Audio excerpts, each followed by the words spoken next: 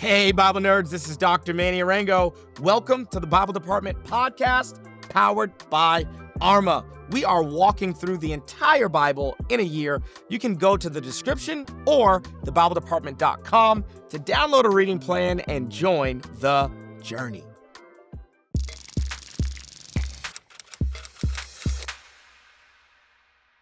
Family, welcome to day 307. We are in Proverbs 16, 17, and 18 today. And I'm going to give you just a little bit of context, and then we're going to jump into a lot of nerdy nuggets. To be honest, every single proverb can be a timeless truth. Like, that's the beauty of these proverbs. I'm having a blast teaching through Proverbs. I love Proverbs. I love wisdom. I love wisdom. And I love people who have wisdom. I love people who share wisdom. I love people who have things to say that are wise. Ooh, I'm in love with wisdom. And so today, just some really short context clues, okay? Couple of verses from today where you're just gonna have to get into the habit when you read the Bible all the time, but definitely when you read these to just, put some context in place. So, like I say every day, if you haven't done the reading for the day, okay, if you have not read Proverbs 16, 17, and 18, stop this video, pause the audio, go get the reading done so that you can actually have context for what we're going to talk about in today's episode. With no further ado, for everybody who's done the reading, let's dive into our context clues. I'm just going to give you a couple of Proverbs where it's important to just still do the work of interpreting, okay? So Proverbs 16:14 says this: a king's wrath is a messenger of death, and a wise man will appease it. Well, many of us, especially if you're in the United States of America, don't have a king. Again, you're just going to have to interpret that. We're used to a president. We're used to democracy, okay? We're not used to a monarchy. And so, again, you're going to have to take that verse and go, all right, what word could I sub in? Can I say a ruler's wrath is a messenger of death? Like, what can I sub in? Okay. The next one is the lot is cast into the lap, but it's every decision is from Yahweh. Now I could be wrong, but I'm assuming most of us don't cast lots. I'm assuming that's not how you make decisions. I'm assuming that you don't got lots in your pocketbook. And when you gotta, when you're at a fork in the road, you bust out your lots and cast them, So again, that is going to have to get interpreted into modern society, okay? The next one, chapter 18, verse 11. A rich man's wealth is his strong city, and like a high wall in his imagination, okay? So modern cities don't have walls around them, all right? So, a rich man's wealth is his VPN, is a better way to say that, right? Like, cybersecurity is more of an imminent threat to most of our daily lives than an army invading our city and us needing a wall, okay? So again, this is just going to require interpretation. And we're going to get into this one at the end of the episode. We're going to really talk about this in our timeless truth. But it's a man's gift makes room for him and brings him before the great. Now, a lot of people I've seen, heard, a lot of people try to teach that the context of this verse is a bribe. That's not true. And I'm going to debunk that myth. So anyway, we'll get into that in our timeless truth. But again, you need context to help you to understand, what is the Bible trying to communicate when it talks about a king, or it talks about lots, or it talks about a strong city. Another one, chapter 18, verse 19 says, a brother offended is more unyielding than a strong city. All right. The only way for me to understand that verse is to understand, what does the Bible mean by a strong city? So I'm going to need some historical context. And quarreling is like the bars of a castle, assuming there are no castles in your neighborhood, okay? So in terms of imagery, right, I don't need context to comprehend what's happening, but I do need to realize, okay, there's a layer of interpretive context that I need simply because I'm engaging with content that's from a different cultural time, a different cultural moment, okay? So, all right. Just want to keep our, context clue ears perked up, all right? Just because we're in the Proverbs doesn't mean Proverbs, that context clues are completely irrelevant. It just means we can still understand the Proverbs without, like, a historical moment or an author or an intended audience. But you're still going to have to translate this imagery maybe into some modern day imagery, because I actually think that's the point. The point of the Proverbs are to pack a punch. So if the imagery doesn't mean anything to you, then it loses its shock value. So the same way that I would say, all right, a walled city, none of us live in walled cities. Even if we cognizantly understand what that means, it loses its shock value. Whereas like cybersecurity makes sense, right? Like if somebody were to think like, man, I got hacked and I was the victim of credit card fraud and I lost thousands and thousands of dollars. Okay. All of us know that pain. None of us have ever been living in a city that was walled and got invaded. None of us. None of us. Maybe if you're watching this, I don't know, and you live in Bangladesh, but for many of us, right, that's just never happened, okay? You don't live in neighborhoods with castles. You don't live in fortified cities. You don't live in cities that have walls around them. And I have no idea if there are any of those in Bangladesh either. I just kind of named a random city in a random country. Anyway, all right, time for the top 10. Let's get into our nerdy nuggets, okay? Time for the top 10. The first in order, not of like importance, but in order of appearance, we got Proverbs 16, verse 8. Proverbs 16, verse 8. Now, this is a repeated theme all throughout the Proverbs. It's a really, really, really good proverb. Okay, 16, verse 8. Better a little with righteousness than much gain with injustice. So again, the Proverbs is going to make it clear, nothing wrong with wealth. Nothing wrong with wealth. There's not an anti-wealth polemic being, preached here in the Proverbs. However, there is an anti-greed, anti-idolatry, anti-injustice, anti-laziness polemic being preached here in Proverbs, and we get to see it. Better a little. It's better to have less money, but no guilty conscience. You did it all right before the Lord, okay? Then much gain with injustice. And again, the word injustice is not a liberal word. It's a Bible word, all right? So anyway, I don't want to go down that rabbit trail, but Proverbs chapter 16, verse 16 says this: how much better to get wisdom than gold, to get insight rather than silver. This is a repeated theme all throughout the Proverbs, that if we were to put a monetary value on wisdom, that you should value it more than you value, things that bring monetary, wealth and security. Wisdom is everything. And if you ever have to spend money to get wisdom, that's a great thing to spend money on, because wisdom is more valuable than gold. It's more valuable than silver. So the question is, would you spend money on gold and silver? Yeah. All right. If I would spend money on gold and silver, then it makes sense to spend money on attaining wisdom. 1623 is in my top 10. It says this: the hearts of the wise make their mouths prudent, and their lips promote instruction. Okay, hold up. Hold up. The hearts of the wise make their mouths prudent.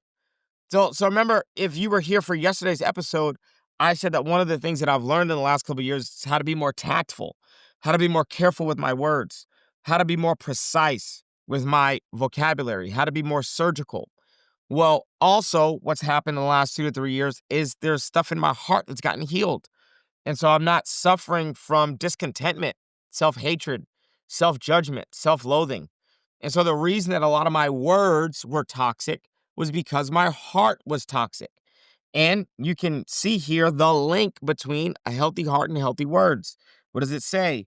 The hearts of the wise make their mouths prudent, and their lips promote instruction. So the stuff that comes out of their mouth is healthy. Why? Because it comes from a healthy heart. And I think there's a lot of people who they don't know whether or not they have a healthy heart, which means you need a check engine light. And your words should become a check engine light.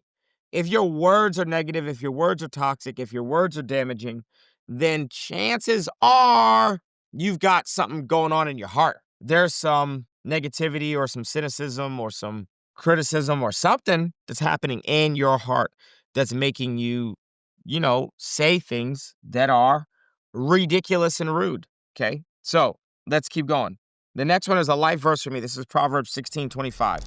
Family, the wait is over. My brand new book, Crushing Chaos, is out now and available everywhere books are sold. Literally today, I walked into a Barnes & Noble and I signed a bunch of copies at a physical location. So you can grab this book at a physical Barnes & Noble, or you can go to a Books A Million or Amazon or anywhere books are sold and grab a copy. If you enjoy reading the Bible from an ancient perspective, if you understand that the beauty of Scripture is actually knowing it in context, then you'll love this book. And if there's any chaos in your personal life, I think that reading the Bible from an ancient perspective can actually help to crush the chaos in your life. I think this book is going to be a New York Times bestseller. I really do. I think we wrote a good one. I think you should get a copy today. All right, back to the episode. It says this: there is a way that appears to be right, but in the end, it leads to death. That means that the way of life is counterintuitive. I'm never going to intuitively just figure out that I should be vulnerable. That's not intuitive. I'm not just going to intuitively figure out that I should be honoring, okay? Humans in their natural state are stupid. We're foolish. We do dumb stuff, okay? So it means there's a way that appears to be right. Everybody's got opinions on what's right, but in the end, it leads to death. So what do we all need? The humility to know that the way that appears right to me could 100% be wrong. And it's humble. It's good, it's godly to acknowledge I probably don't know what I'm talking about. Okay, next, Proverbs 16:28. This is good, man. This is a really, really good one. A perverse person stirs up conflict, and a gossip separates close friends. I personally never struggled with the gossip, but conflict, oh yeah. I would have described myself as a very confrontational person. I'm still confrontational, but I'm now confrontational, but also warm, like friendly, pastoral, kind. And even when I have confrontation, it doesn't equal conflict. I used to be confrontational to the point of conflict, but Proverbs makes it pretty clear that that's perversion. A perverse person stirs up conflict. Okay, healthy people like peace, and gossip separates close friends. Gossip's a sin. Period. You shouldn't be gossiping. And I hope that if you do gossip, your pastor corrects you, disciplines you. And if you keep doing it, I hope they kick you out of the church, because that's what should happen. Gossip will break up a community of believers. Gossip's toxic, man. And gossip is one of those things where people who are moral think that they can get away with gossip because it's not immoral, but it's a sign of bad character. And I think sometimes in Christian circles, we think that God is all about morals when really he's all about morals and character. And because gossip isn't immoral, it's almost like you think you can get a pass. But I know people who don't drink, don't smoke, don't party, don't take drugs, don't whatever, don't do this, don't do that, don't do that, but they gossip. And it's like, whew, that's crazy, man. Gossip's crazy. First of all, mind your business. Second of all, like if you're offended, just go to the person you're offended. You know, gossip comes from a place of offense and not minding your business. Mind your business. Drink water, stay hydrated, do your skincare routine. And you gotta mind your business. You can't be gossiping. And, you know, I always told my wife, we were on staff together for 8 years. I told her, you know, the number one person that people typically gossip to is their spouse. And so anytime my pastor offended me, which was often, you know, I would never tell my wife about my pastor offending me, because why would I gossip to like my wife? That's crazy. Gossip is telling anyone who's equal to you or below you in authority something that you should be communicating up. So anytime you're offended, the person to talk to is your boss or your superior or your team lead or your accountability person who you're beneath them in terms of spiritual maturity. You should never be communicating across or down. Anytime you communicate across or down, it's a wrap. By the way, if you should type in Dave Ramsey gossip in anything that pops up on YouTube, you should watch it, because they'll warn somebody one time and then they'll fire you. The Ramsey Solutions will fire you for gossiping. And I agree with that. I can rock with that. I think people who gossip should be fired. Because first of all, you can't do your job and gossip at the same time. Like, you should be too busy to gossip. You got work to do, bruh. Like, why are you gossiping? Anyway, gossiping just gets under my skin. But let's move on to the next one. Uh, Proverbs 17:3. Okay, Proverbs 17:3 says this: the crucible for silver, the furnace for gold. So this is talking about refining choice metals, silver and gold. How do you refine silver? The crucible. How do you refine gold? Furnace. But the Lord tests the heart. Man. So your heart doesn't need the crucible or the furnace. It needs God. God begins in God's presence. That is where God begins to refine your heart so that you can get to the place where you don't say crazy stuff. That's where God wants to heal your heart. He wants to mold your heart. He wants to shape your heart. He wants to have your heart so that he can get a handle on the words that you speak. Okay. All right. 17:19 is going to equate quarreling with sinfulness. 17:19. It says this: whoever loves a quarrel loves sin. Now, this used to be me, man. I used to love quarreling, which meant I love sin. It's terrible. Whoever builds a high gate invites destruction. Okay, whoever loves a quarrel loves sin.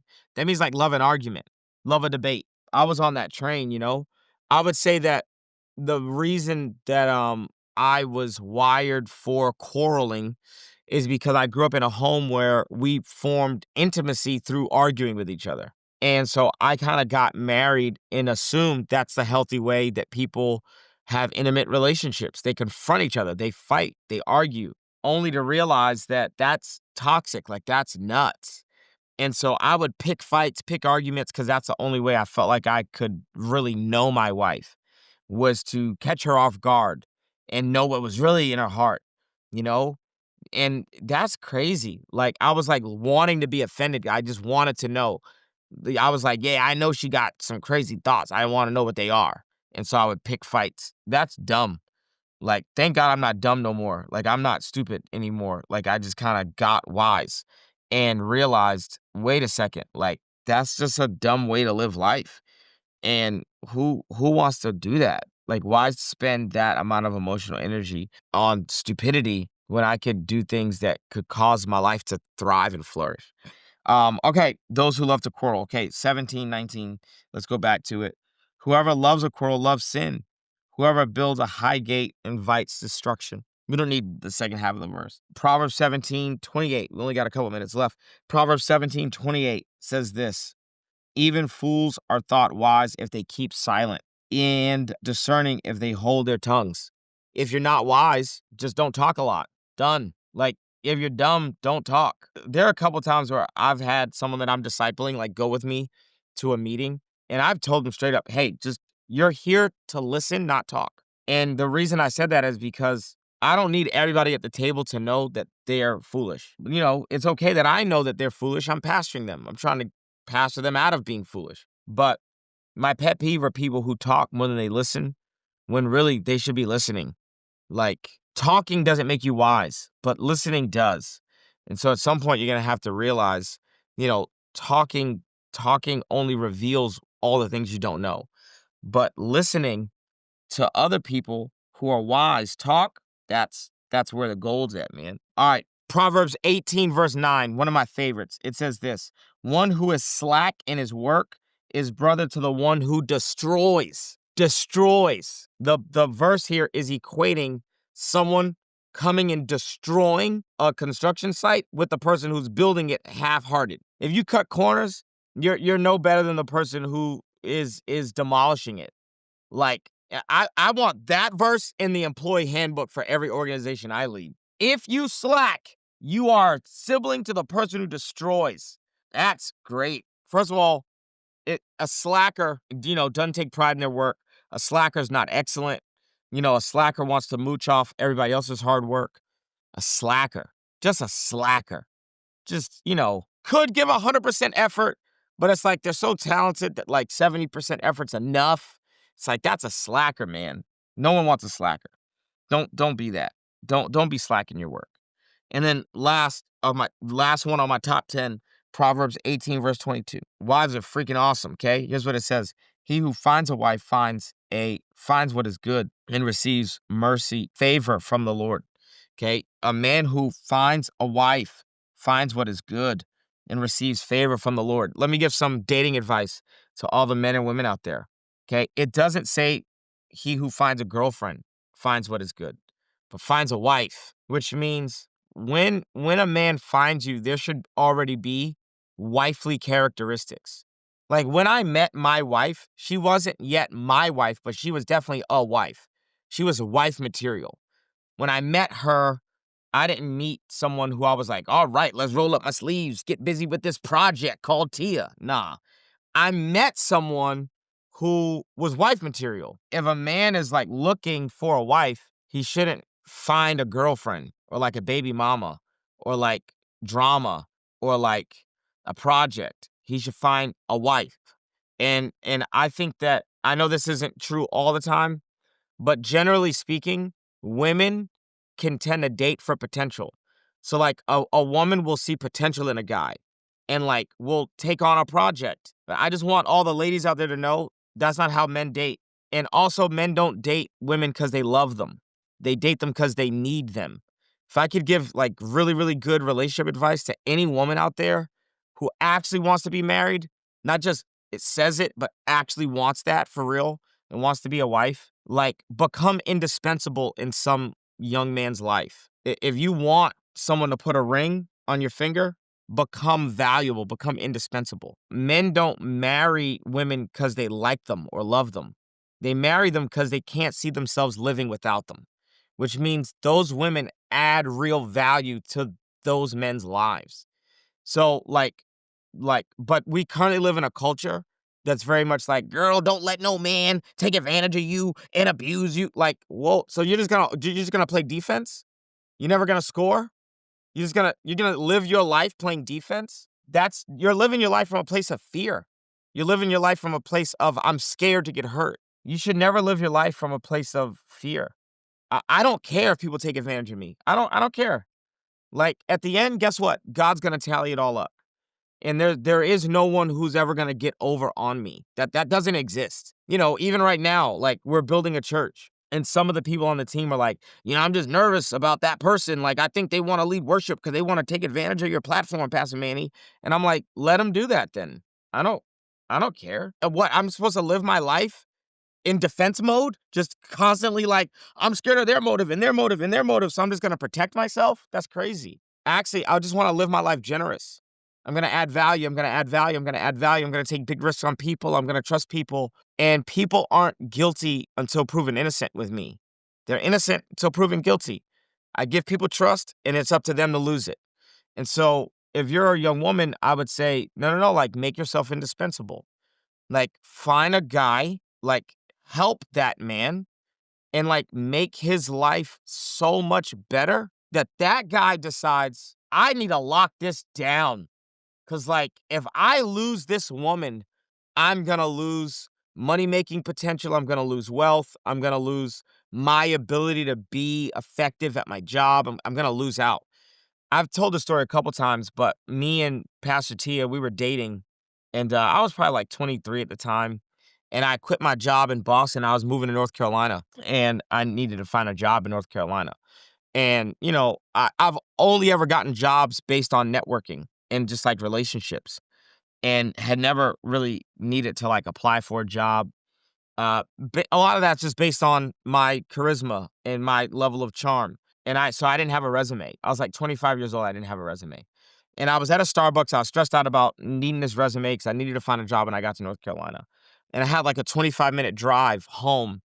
And I'm about to date myself. Here we go. I was on Skype with Pastor Tia. I was on Skype with this woman, and I was just kind of stressed out about needing a resume. And there was a 25-minute drive. This is prior to ChatGPT, okay? No AI involved. I drove home, and when she always used to tell me, when you get home, let me know, so I know you're safe. So I got home. I let her know I was home, and she said, check your email. And in my email was a resume. That woman typed up a whole resume for me so that I could get a job. You want to know what I did? I put a ring on that woman's finger because she added value to me. She became indispensable to me. One time, this is while we were dating, the church that I was at in North Carolina wanted me to teach a whole course on John. And they needed me to submit my notes before I could teach the course. But all I had was a whiteboard of a time where I had taught the course because I don't teach from notes. I don't really have notes. And so she found the pictures of the whiteboard on Facebook and turned the pictures of the whiteboard into notes and submitted it to my boss so that I could get a job at that church. And you want to know what I did to that woman? I put a freaking ring on her finger because she added value to my life. Men don't marry women who they love. They marry women that they need. So if you want a man to marry you, you have to convince that man through your actions that they need you, that they need you. But too many women in our culture right now just want to be arm candy. They just kind of want to be a trophy. They want to be an accessory. They just want to be cute. They want to be a Disney princess. And the reality is that men marry women that they cannot live without. And so if you're a woman and you want to be a wife, you've got to be a wife. And wives create budgets. Wives organize the life of the men that they care about and that they love. They have a servant's heart. And don't let society make you so defense oriented that you don't do the things that would actually make a man lock it down. Okay? There's musicians right now in Houston. They're so good. I'm willing to pay a premium price so that they're not gigging at other churches.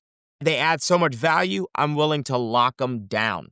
Okay? So you should be adding so much value to the man that you're interested in that dude decides, let's lock this down. Can't risk losing this. This woman adds too much value in my life. All right, golly. We got to I don't know.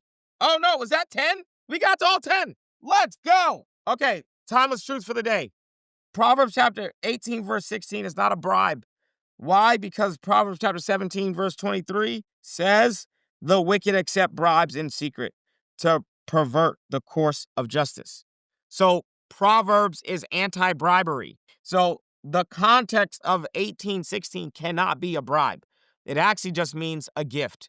So the generous, if people are generous, if you show up everywhere you go with gifts for people, guess what happens? Verse 16 of chapter 18, a gift opens the way and ushers the giver into the presence of the great. Again, this is not a pro-bribery verse. This is a pro-generosity verse. And this is good for me and you. This is a timeless truth. Tomorrow, we got day 308. We're going to be looking at Proverbs chapters 19, 20, and 21. It's going to be fantastic. Why? Because Proverbs may just be one of the best books of the dang on Bible. I'll be right here. The question is, are you going to be here? Same day, not same day, different day. Same time, same place. I love you. I'm proud of you. I'll see you tomorrow. Peace. Thanks so much for joining us on the Bible Department podcast. If this episode was helpful, how about you leave a comment, share with a friend, and subscribe so that you never miss an episode. To learn more about the show, head to thebibledepartment.com. We'll see you right back here tomorrow.